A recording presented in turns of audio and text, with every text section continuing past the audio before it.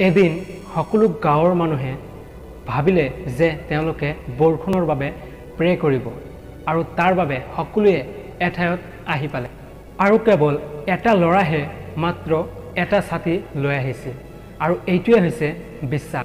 আপুনি যেতিয়া এটা সৰু ল'ৰা আকাশৰ ওপৰত দলিয়াই দিয়ে তেতিয়া সেই ল'ৰাটোৱে ভাবে যে আপুনি তাক নিশ্চয় ধৰিব আৰু এইটোকে কয় ভৰসা। আমালোকে সকলোৱে ৰাতি বিন্দাস টোপনি যাওঁ আৰু এই কথাটো কেতিয়া নিভাবো যে অহাকালি নিশ্বাস ল'ব পাৰিম নে নোৱাৰিম, কিন্তু তথাপিও আমালোকে সকলোৱে ৰাতিপুৱা সোনকালে উঠাৰ বাবে সকলোৱে এলাৰ্ম লগাওঁ আৰু এইটোৱে হ'ল আশা। সময় পালে এজন মানুহৰ খোজ লোৱাটো হৈছে দায়িত্ব আৰু সময় উলিয়াই এজন মানুহৰ লগত সময় দিয়া সেইটো কম ভাল পোৱা।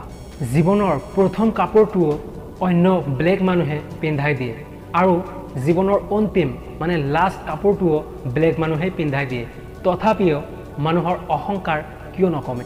টকা পইচা নাথাকিলেও যি ছোৱালীটো এটা বেকাৰ ল'ৰাৰ লগত থাকে ছাকচেছ হোৱাৰ পিছত সেই ছোৱালীটোৱে তাৰ ঘৈণীয়েক হোৱাৰ যোগ্যতা ৰাখে।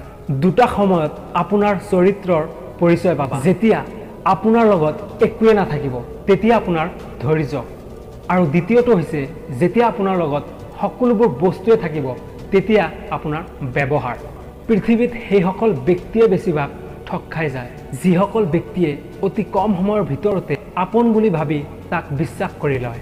উচিত কথা কোৱা মানুহবিলাকৰ কথা সদায় বেলেগ মানুহক বেয়া লাগে। সম্পৰ্ক পুৰণি হৈ গ'লে প্ৰেমিকাৰ চকুৰ পানীও অভিনয়ৰ নিচিনাই লাগে। আয়ৰ সৰু এটা পেটত বিশাল ঠাই থাকে, কিন্তু এটা সন্তানৰ বিশাল ঘৰতো আয়ৰ ঠাই নাথাকে।